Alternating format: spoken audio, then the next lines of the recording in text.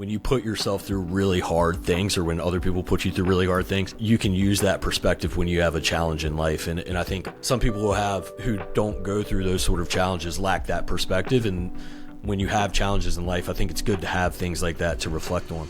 You're an officer going into the Marine Corps. Why did you choose infantry officer, or is that just how it's sorted out? Yeah. And then what was that experience like when you actually entered into the Marine Corps? Do you go to officer candidate school and not, like, how does that work when you're entering? So coming out of the Naval Academy, I did not go to officer candidate school. If I went through a different commissioning route, I would have gone through OCS. But the Naval Academy, you go right from graduating. Typically, you would go right to what's called the basic school, which is the 6-month officer school up in Quantico. But I had a deferred service. I graduated and then went to grad school for a year and a half. Interesting. And then from there, went right into the basic school. So it's 6 months of basic officer training. About the midway mark, you put in your preferences for what you want to do. And I selected infantry as my first choice, was fortunate to get it. So that led to 3 months of follow-on infantry officer course up in Quantico, which I say is the best, worst time I never want to have again. Just unbelievable training. You don't sleep the whole time. You're pretty much outside the whole time. But you leave there confident you can storm the gates of hell, basically. That's awesome. Like I said, never want to go through it again. Yeah. I'm comfortable sleeping in beds now. But it was a tremendous, tremendous experience. Right. And something you can probably look back on for perspective. Yep. Like when you put yourself through really hard things, or when other people put you through really hard things, you can use that perspective when you have a challenge in life. And I think some people who don't go through those sort of challenges lack that perspective. And when you have challenges in life, I think it's good to have things like that to reflect on. Absolutely. Perspective is a great word to describe it. Stressful situations, and I'm human, I get stressed, I get overwhelmed, but then you take a step back and say, well, at the end of the day, it's not so bad. Right. There was a prisoner of war, Paul Galante. I was so happy I didn't forget his name. Paul Galante.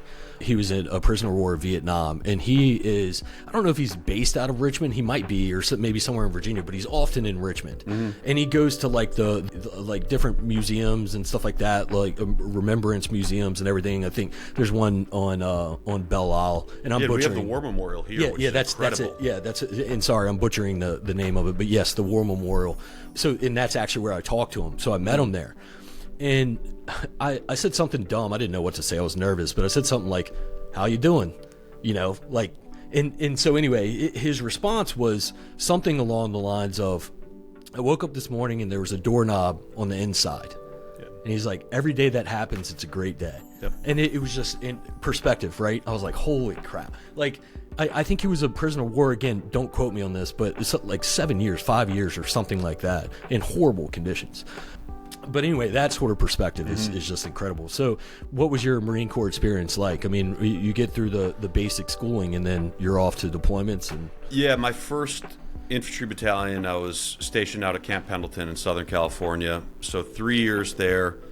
I did a first deployment to Okinawa, so a non-combat deployment where we were based in Okinawa, but then got aboard ship. We did training in Thailand, training up in South Korea. So really cool experience, kind of that old saying, join the Navy, see the world. So definitely got to see the world. Got back from that deployment and got selected to be a combat advisor for what's called an individual augmentee program. So they basically farm out people from different units to form an ad hoc team. And we went over to the Republic of Georgia for 3 months, embedded with a battalion of soldiers over there, and then deployed with them to Afghanistan to serve as their U.S. advisors in Afghanistan. So that was a pretty wild experience. The silver lining was we got some leave between Georgia and Afghanistan. My then girlfriend flew over from California, met me in Montenegro. We got engaged and got married after that deployment and just hit 10 years.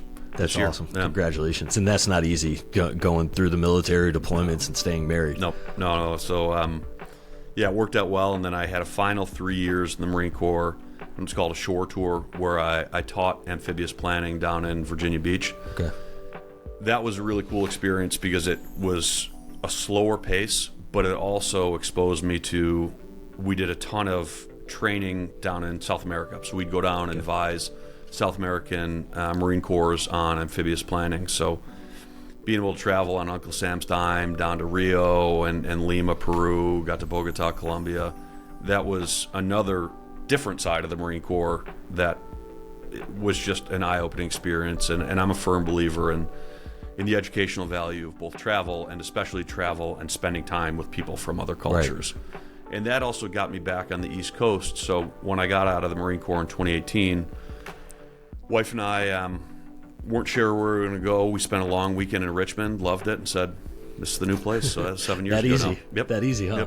Yep. Why did you choose to get out? A variety of issues. I was at the 9-year mark, 20-year retirement. If I did another 3 years, I'm at 12, and then it's kind of the may as well stay in at 20. So that was part of it. It was the right time to get out. I checked the box I wanted to. Definitely had some heartburn about my experiences and frustrations with my time in Afghanistan. That was the impetus for writing that book. So a variety of reasons, get out, and you mentioned how tough it is on families. I knew my wife and I eventually wanted to have kids. There are absolutely people in the service who successfully raise families while still active duty. I just didn't want to do that.